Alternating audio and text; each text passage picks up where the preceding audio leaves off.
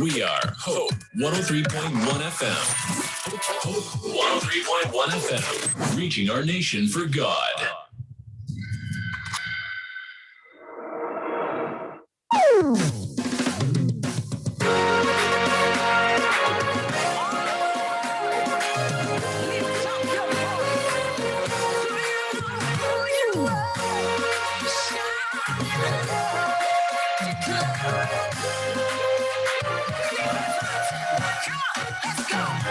We are a chosen generation with a call for to show His excellence. All I require for life, God has given me. I know who I am. We are a chosen generation, called for to show His excellence. All I require for life, God has given me. I know who I am.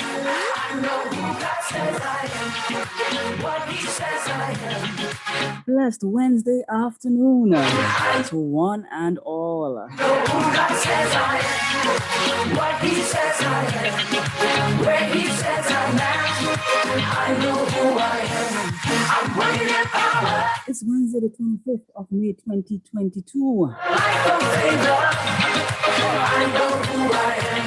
I'm working. And it's Leadership Plus time. I live a life of favor. I know who I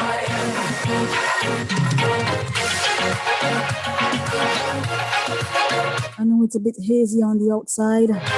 We're dealing with a bit of dust. And I know some are affected. Your throat is a bit scratchy. But by God's grace, we're all right, yeah? We are a chosen generation with a call for to show His excellence. All I require for life, God has given me. We're joined by none other than Reverend John Lewis as he takes us through another session of Leadership Plus. Generation call for to show His excellence. We're dealing with another important topic today. Life, God has given me. I know who I am. I know God's call for us to lead. He says I am. Where He says I'm at. I know who I am. I know who God says. And oh, how we need sound and solid leadership in today's world, yeah? I know who I am. So many strange happenings around the world. Many of us are aware of what happened in Texas and for the past months across the U.S. Everyone is looking to leadership for solutions.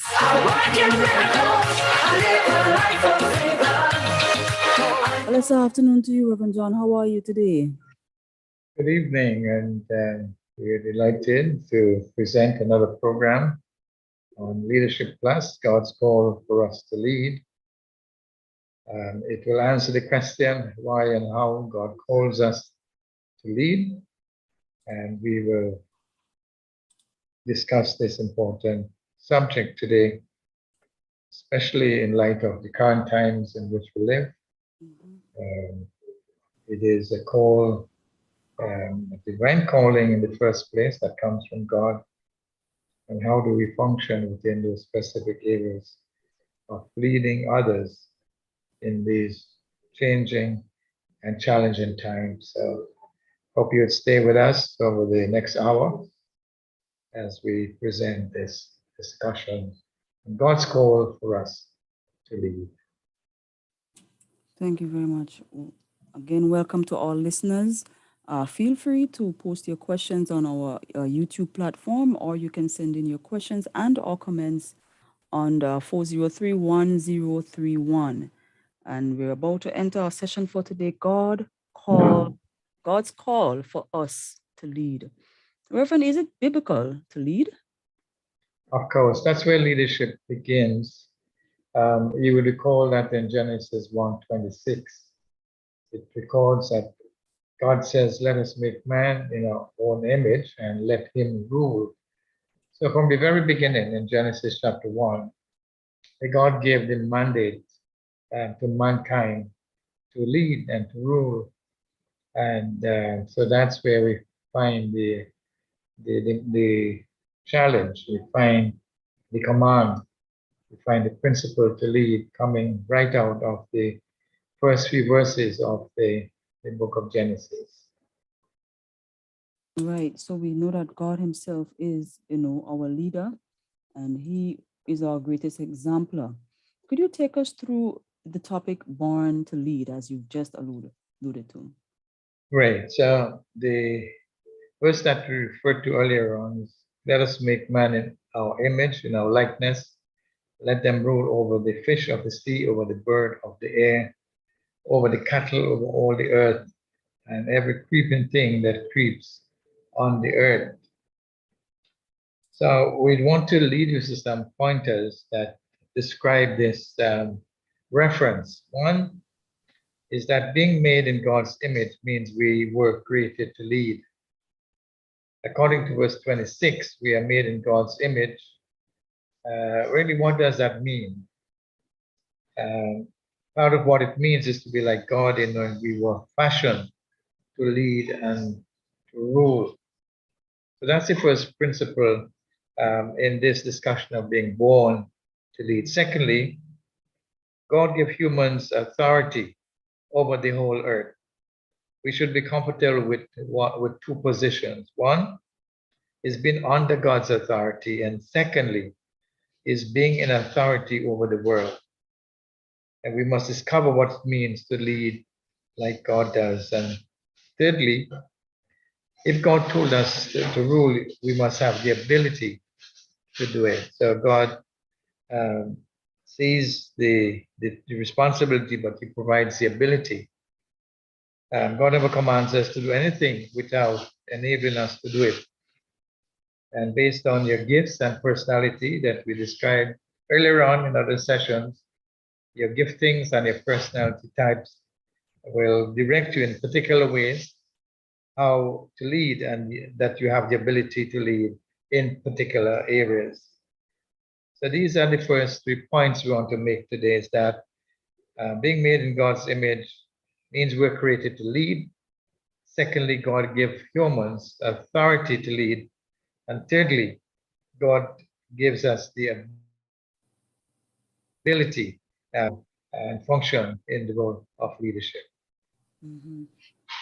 And of course, all of what we do must be according to the principles that God has set out. We cannot do it according to our own vision, or should I say our own way, but it must be according to what Jesus would have exampled for us to follow. And he called us salt and light. Could you elaborate on us being salt and light? Great. So those are two images of what we ought to be. Mm-hmm. As we know, in the natural sense, God provides and seasoning and taste to what we eat. A light expels darkness, it shows us the way.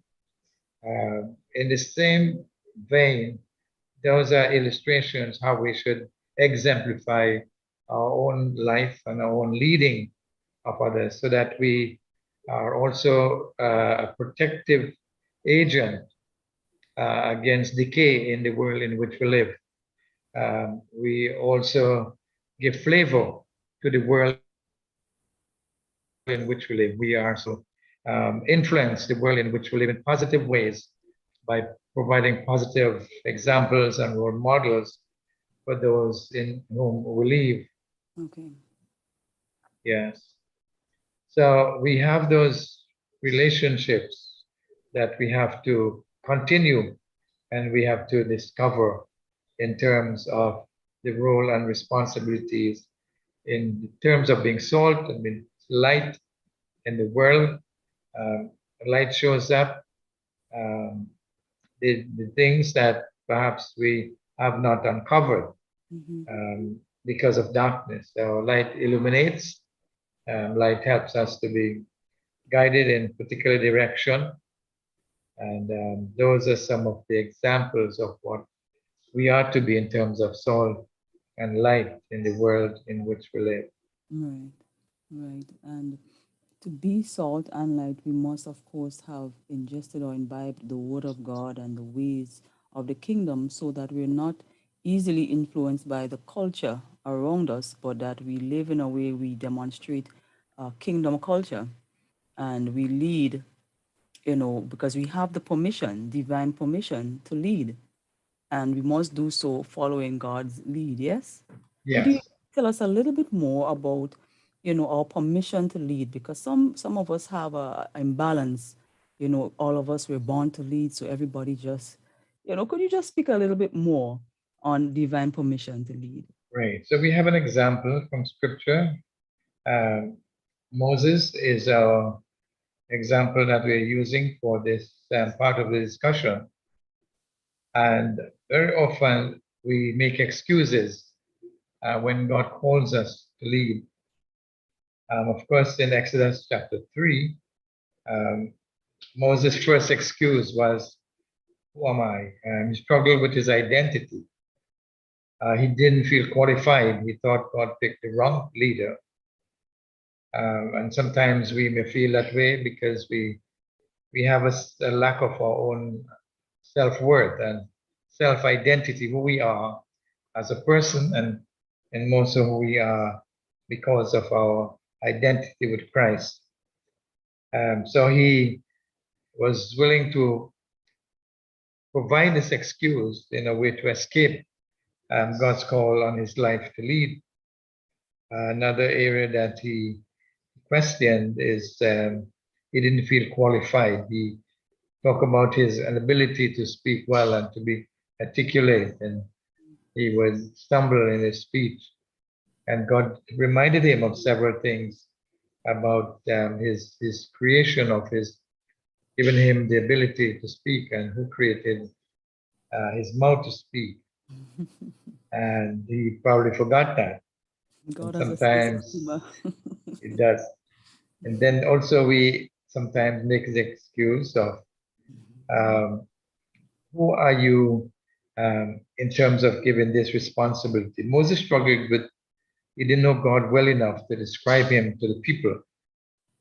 So his relationship with God was not very strong at this point. So he wanted to be certain that he had a direct command, he had a direct requirement from God to lead. His third excuse is, what if they don't listen?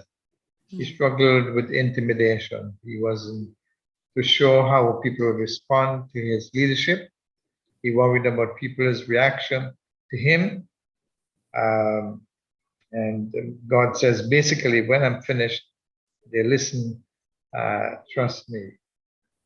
So naturally, those are some human responses that we have when we are called and also positioned to lead. And his excuse number 4, as we mentioned, I've never been a good speaker. He struggled with inadequacy.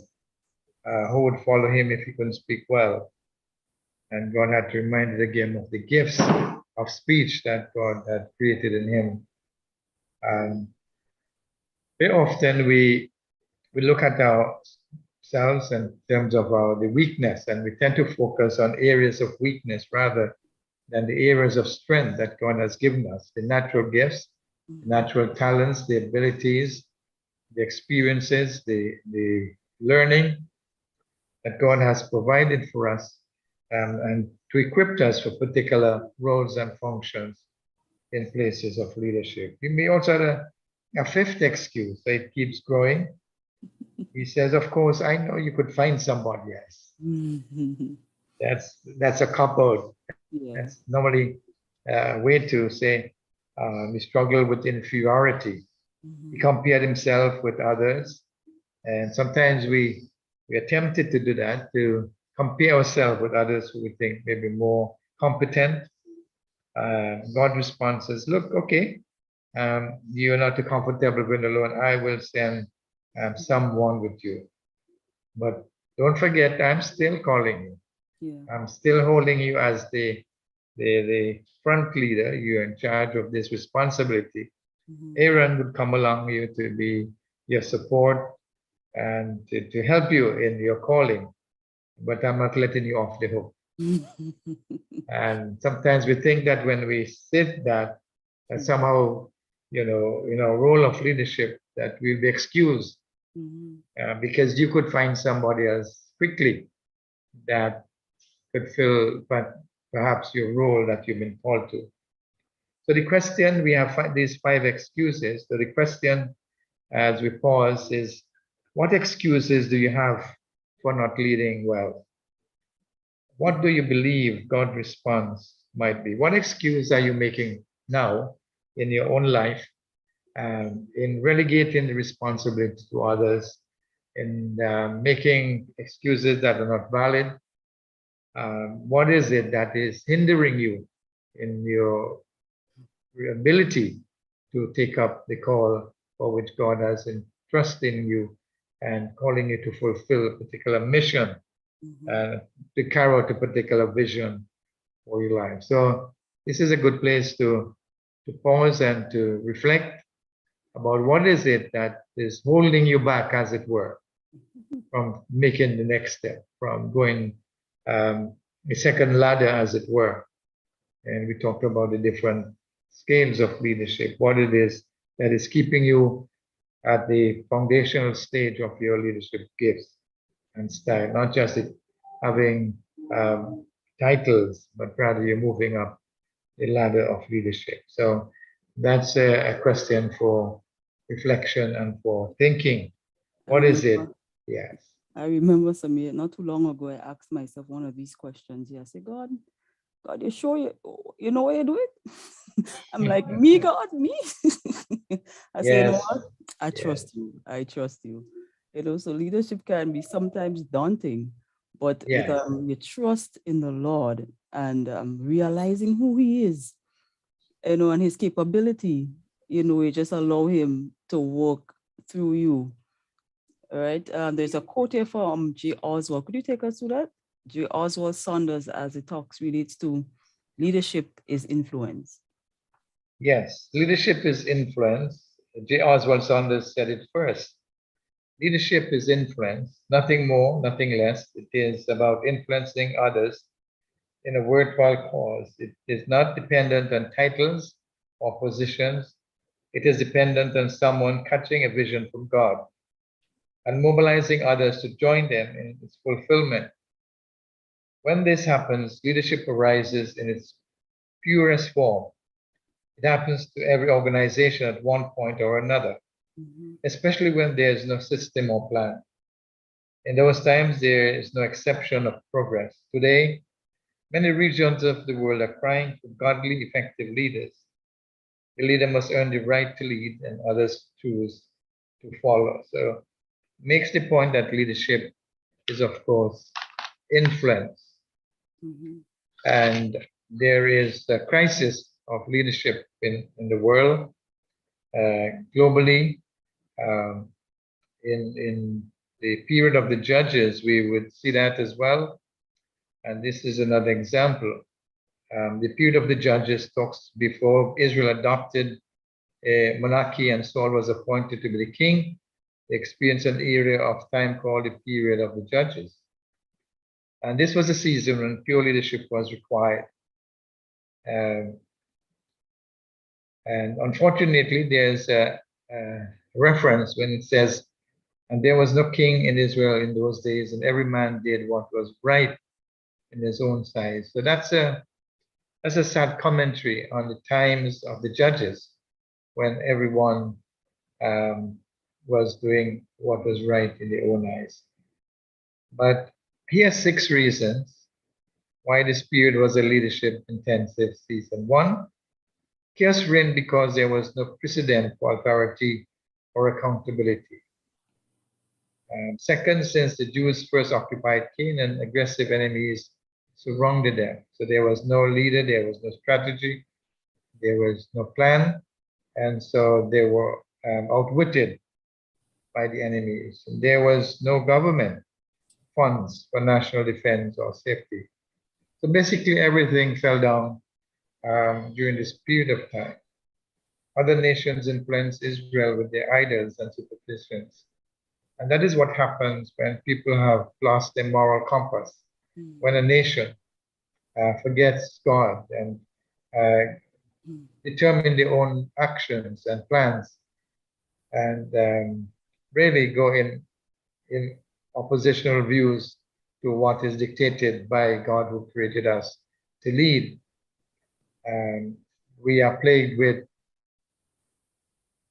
idolatry and we see that examples of that everywhere in the times in which we live. Heroes like Moses and Joshua were dead, unfortunately, and there was no expectation of order. So these were the two great leaders. Of course, we know of them. Moses had done a great job leading the people at a particular point and coming out of Egypt. And Joshua was now also there, but yet a different kind of leader. And as we would reference him as a strategic leader, he knew how to fight war, he knew how to set his men on particular target and plan ambush and all the skills necessary to win and win over this countless set of wars. And then momentum and morale were low, so growth was hard, not easy. When we lose momentum, people become discouraged. There is no sense of anticipation, no sense of expectancy. People become weary and discouraged. And that was 14 judges led Israel during this period. And they were very few. Certainly we know more about some of the judges than others. And the judges had the following characteristics in common. Some which we will look at this time. But those 6 pointers is a sad commentary on its own relevance to the times in which we live. When people lose their sense of value and worth, when we tend to figure out we have better ideas than the principles of morality and integrity, honesty. We lead a little nation in disarray. People choose other ways and means to satisfy their own desires, which is really unfortunate. But the basics of effective leaders then, leaders perceive a need. So we are motivated by a particular need. Our lives are affected by a particular need that we see around us.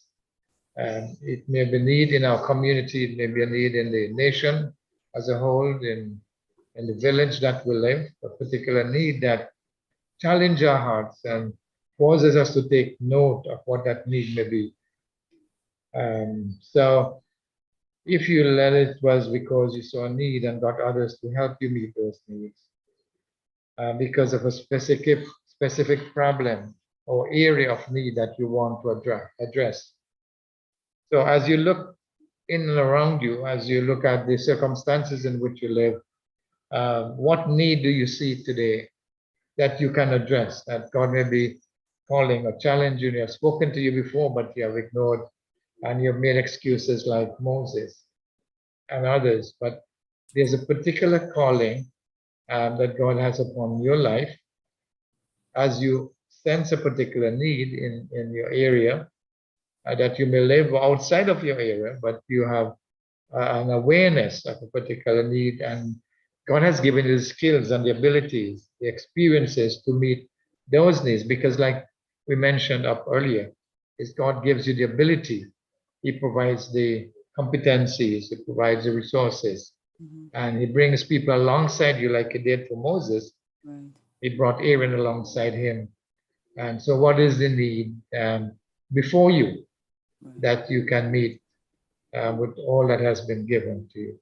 And we have examples of that in Othniel, in Wood, in Shamgar. So when leadership is pure, it always starts with the need. That need sparks passion within a person.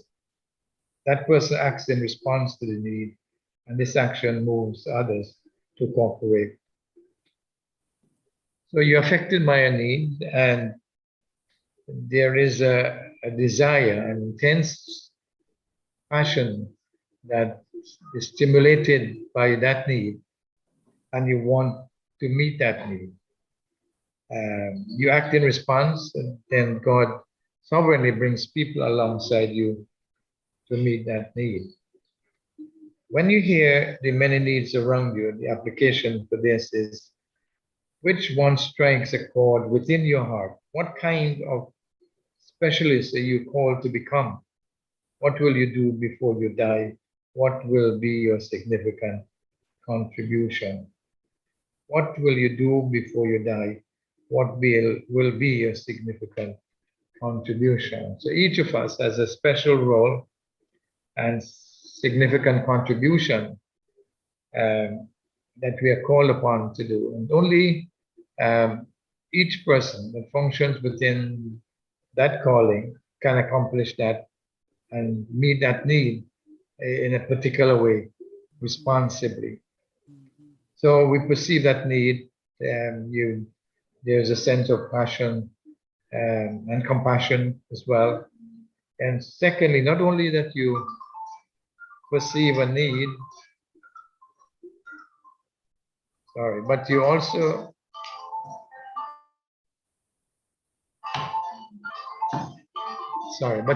possess a gift. Yeah. You possess a gift. In Judges, the leaders emerged because they had an obvious gift. They possessed some ability that fit the need of the moment perfectly. They were competent in a relevant arena.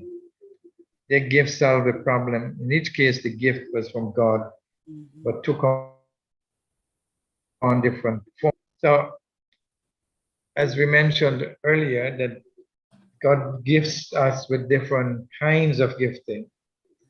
And several gifts mentioned here, the spiritual gift. Samson, he was connected to the Nazarite vow. The natural talent, Deborah had a natural talent for strategy and wisdom. And then there was an acquired skill like Gideon and Jephthah, the skill to lead over time. So there seem to be these of giftings. One, the spiritual gifting that God gives to you, the natural talent that you're born with, and then an acquired skill that you have honed over your life's experience, an acquired skill.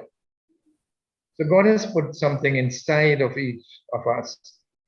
When we find it, we naturally influence others. So what is the gift that God has endowed you with? What is the natural talent observed when others may have observed within your life? And then what is the skill that you have acquired? The skills that you have acquired over your life to this point, and how are you going to use these combined giftings and skills and talents and abilities to enable you to carry out this particular role of function? When leadership is pure, the person finds a gift inside of them. So the question is, have you discovered that gift within yourself? Have you unearthed that particular gift in yourself? They groom and develop that gift. So it doesn't remain in the embryonic stage, as it were. There's room for growth. We grow those gifts by our ability to learn, our ability to acquire further skills and abilities, eventually match that gift with a place of service. So it becomes compatible with the gifting and place of calling that you may be involved with. The gift provides a platform for influence, and then eventually they flourish because of the gift. So the strength of this leadership is that we are combining the gifts and the strengths, the talents, the abilities of the person in the place that they serve. When that is in sync, when that is coordinated, as it were, a person lives up to their potential. When that is out of, harmony, we would see that we are not functioning in the capacity for which we are gifted. So we need to identify those gifts and function within those areas that we're gifted. We naturally lead in the area of our gift. We are most intuitive, productive, comfortable, satisfied, natural, influential. When we combine those gifts, the talents, the skills, and also in the place where we function in the area of work, in the area of service, that enables competencies as well. So here's the application question for that. How about you? Where is and what is your primary gift? What contribution do you make for the body of Christ in the context of Christian ministry? What do you add to your organization that you do best? So, what do you add to your organization? So, we are talking about adding value to people, but also adding value to your organization with the things that you're gifted with the intuitive abilities, the productive skills, the natural talents, and the influence that you bring. So you said you, first of all, would perceive a need, you possess a gift, and thirdly, you parade a passion. And that's a very critical point we want to emphasize. And just to look at some quotations here, when an outward need and an inward gift match, the leader often follows by becoming consumed with a passion.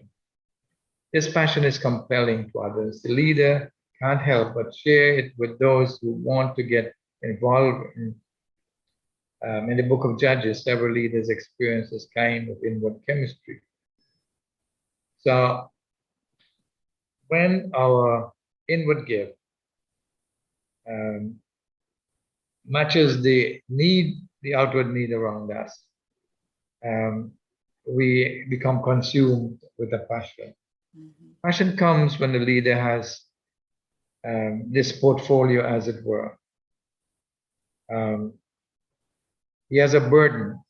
That is because those are the interests and concerns that it's seemingly you cannot hide or run from this particular need that is perceived. It becomes a burden in a good way, a burden that challenges you and propels you to get involved with this need. And then there's conviction, your values, your principles, and beliefs. So it brings you back to the drawing board, as it were. What are your values? What are your convictions? What are your beliefs? And then it gives you insights, your God-given abilities, as we indicated before, your needs, the desperate circumstances around you, and then the opportunities, the occasion to get involved. And then passion makes up for a lack of resources. No doubt resources are nice to have, but many of the judges failed in their leadership role because they lacked this passion that is so necessary for the leadership. So passion generally begins with interests. What are your interests as they relate to leadership and needs around you? What makes you cry? What makes you angry? What do you feel strongly about that you often feel driven to act? So, and people will understand and sense what you are passionate about. And that's what attracts others to become leaders with you, followers with you, supporters of what you do.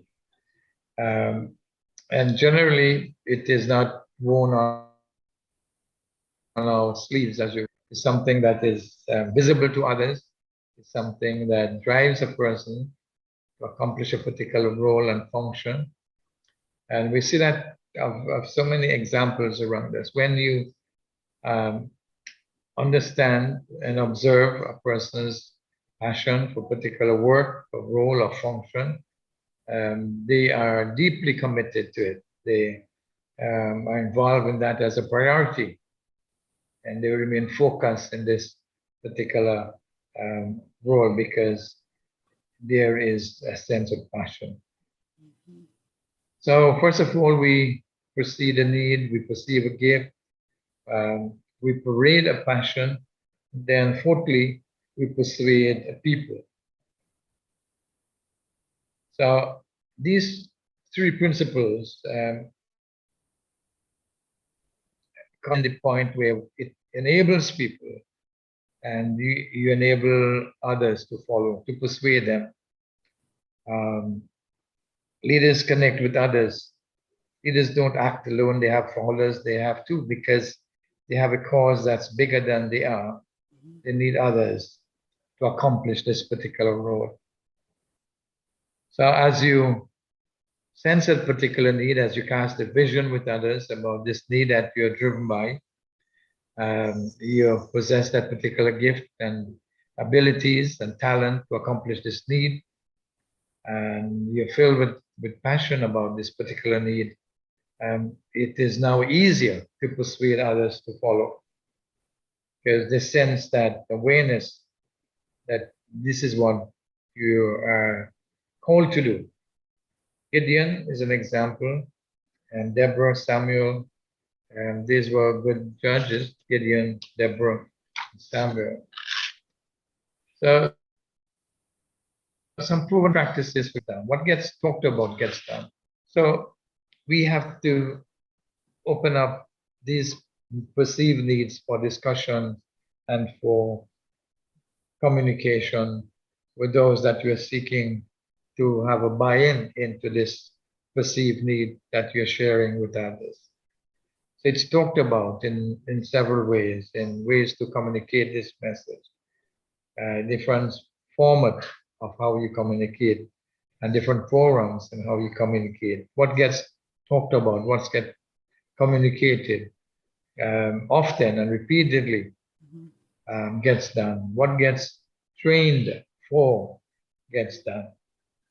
So the expectation here is that there is a particular need and you seek to get the best possible training that is required to fulfill this particular need, to function in this particular need.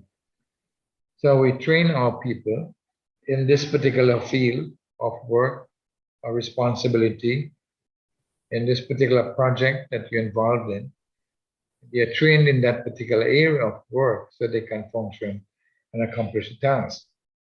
What gets measured or what gets evaluated gets done. So we set out on a particular project or a particular vision, but it has to be evaluated at different stages of this work, and this role, this function. It cannot be just let's just keep going without measuring it. What gets budgeted gets done. So, of course, like any good plan, it would have the budget for it, and you stay within that.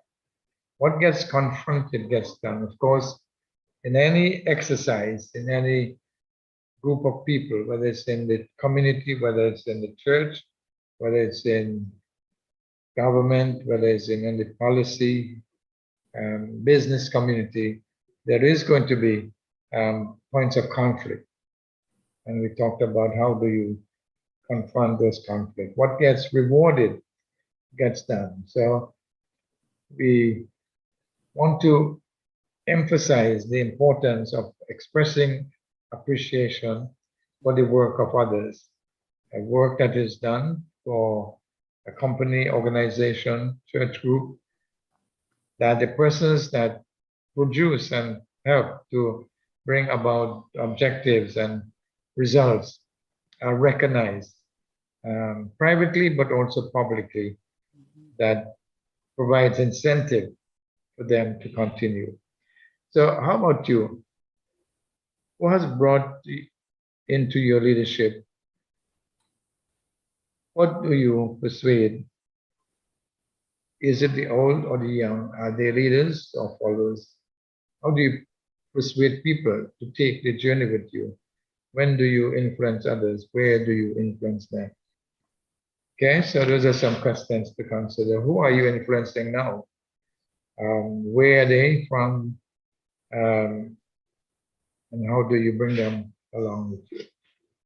So, proven practices of getting things, what gets talked about, what gets measured, what gets confronted, what gets rewarded. So we persuade the people, and then fifthly, we pursue a purpose. A final observation is that every judge believed because they followed distinct purpose. It will be difficult to separate leadership from purpose.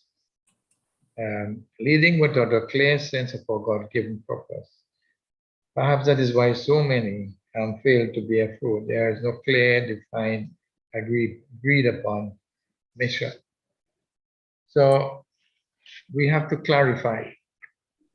We may have said it before, we may have articulated before, we may have printed it up and pasted it up, posted it up on our websites, buildings, in a visible place, and yet people may just pass it by. They may not even notice that this is the mission or vision statement of this organization. And so you have to go back again and again and re-emphasize and encourage folks to commit it to memory, actually. So it's at the forefront of their thinking. And what is it that drives this organization? Why is it we are involved with this company? Because this is the mission of this company, mission of this church, mission of this business, mission of this community group. We have to pursue a particular purpose. When purpose is lost, people go astray, as we read earlier on.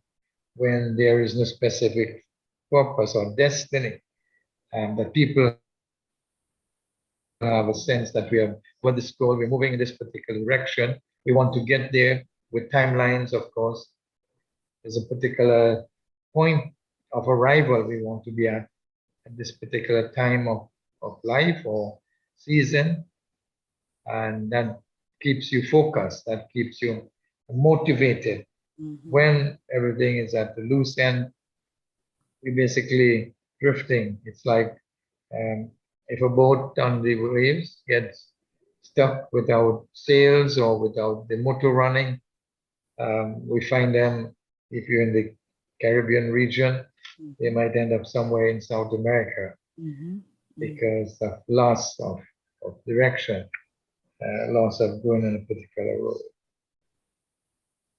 Yes, it's very important. I've recognized that, personally, that whenever the mission is your focus, it highly influences what you do and how you do it. As you rightfully said, if you don't have that sail or anchor or engine, you could end up where you don't really want to be. So keeping the mission in focus helps you to do what you have to do or meet the objectives efficiently or effectively. And your resources and your energies wouldn't be wasted. We know resources are a bit limited these days. So, with a mission in focus, you would use your resources, adequately, so to speak. Right. So there was purpose and personal, it fits their gifts and passions. It was measurable, it involved activity that could be evaluated. It was memorable, it was specific enough to be remembered and embraced. What is it that you leave with people as a memory? In scripture, we refer to them as stones of remembrance. What are the markers that we leave in people's life that we have influenced or we have impacted? What is it that we seek to accomplish? Yes. And so those are pointers, hallmarks for growth, meaningful. If we could travel with them wherever they found themselves. It was right, they felt it not only could be done, but should be done. So we are motivated by moral values and standards that would keep us on the right track, on the right path, especially in these difficult times. Do you follow your purpose? Mm. How do you compare to this list? So following your purpose is going to be critical for anyone, everyone, particularly for those who lead. Because if you do not have a particular purpose, you're not leading really. You just On a walk. you're just taking a walk in the park. So, what is your clear purpose? Have you defined it? Did the key people in your organization agree with what it is and how it should be pursued? So that's where we have the team of people around us. We may be clear in our minds what we want to do, what we want to accomplish. Mhm. And unfortunately, if it is not communicated clearly, the rest of our team members may not have a clue where we are, what's thinking, because we have all these ideas, all the information, all the vision as we would think, but if it is not passed on, then it becomes a little muddled in terms of expectations as well. And so that very often happens when it is not clear to the rest of the team that people make decisions and go in different directions that is not intended by the leader because we are not on the same page. And so that's a challenge. Communicate clearly, write it down, make it clear, verbalize it. And it is said that we have to say the same thing in different ways, about 8 different times, in 8 different ways, in order to get our message across. So find creative ways to communicate this one driving purpose that you want to take your team alongside with you. What is your clear purpose? So these are the 5 main concepts in this discussion today. One is that you perceive a need, you perceive a need, you possess a gift, you create a passion, you persuade the people, and then you pursue purpose. There's some evaluation. If you've been taking notes or listening keenly, on a scale of 1 to 10, and they perceive a need. So you could make a note to yourself, 1 to 10, 1 being the lowest, 10 being the highest. What is the need that you have perceived? Is there a need in the first place that you have perceived? That's the starting point. I trust that each of viewers and listeners have perceived a particular need that they want to respond. They possess a gift. At this point, we anticipate that you understand what particular gift you have been given, what particular talent and skill you have acquired, and the scale of 1 to 10. Where do you fall within that numbering? And then you persuade a passion. How well do you persuade or parade this passion? Do people see it in you? Do they see it in your behavior? They see it in your actions, in your attitude toward what you do? Do they see a person consumed with this particular vision that they are involved with? Because if there is a sense from your viewers or followers that you are not really committed or passionate about something, that you're asking them to become involved, they detect it very early. Mhm. They know for sure this is just something that you're doing on the side, as we would say, but you're not really into it, as we would say. It's not, part and parcel of your whole commitment and passion, as it were. So what passion are you displaying and parading as is described in this context? And then, is there a group of people that you are able to persuade to follow this particular need, to meet this particular need that you have perceived? Is there a group of individuals that you have persuaded and you are persuading to come alongside of the vision and of the gifting that you have?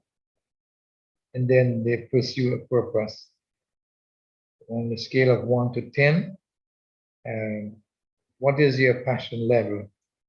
1 to 10, I hope you're right there with it. It's a number 10 that you're displaying that. You're persuading people, you're probably up to 8, 9, 10, and you're persuading and communicating. Then you pursue a purpose. What purpose are you pursuing today? Perhaps you're not clear about these questions of purpose, but there are ways to discover a particular purpose that God may have prepared you for in terms of your journey, in terms of the acquired skill, the gifts, the training and you have acquired, because it all combines in what you do and who you are. And who you are in terms of the competencies that you have acquired, the gift as you talked about, and prepares you for this particular purpose or function of your life. And when those are synchronized, when those are held together in tandem, and we are able to accomplish particular roles and purposes and destiny in particular areas of our lives. Yes, so those are discussions, as it were, for this evening. And I trust that you've been taking some notes or listening keenly and can benefit from discussion this evening. All right. So we thank you again, Reverend John. I know if you're not joining us, well, you might have to relook at the program, but today's discussion was guided by the topic, God's call for us to lead. And, we learned a little bit about some of the excuses that Moses gave and reflect some of the excuses that we would give when we're called to lead. But we were made in the image of God and we have divine permission to lead. And we learn of some qualities that a leader must have and must show. And we learned about some of how to apply those things to our life and to evaluate the characteristics of leaders from Book of Judges.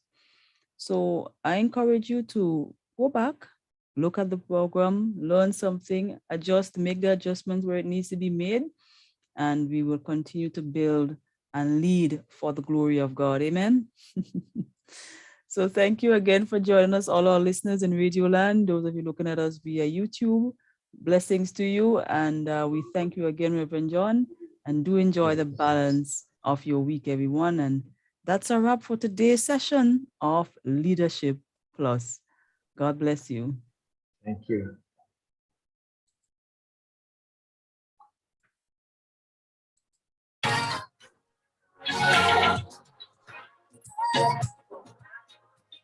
I know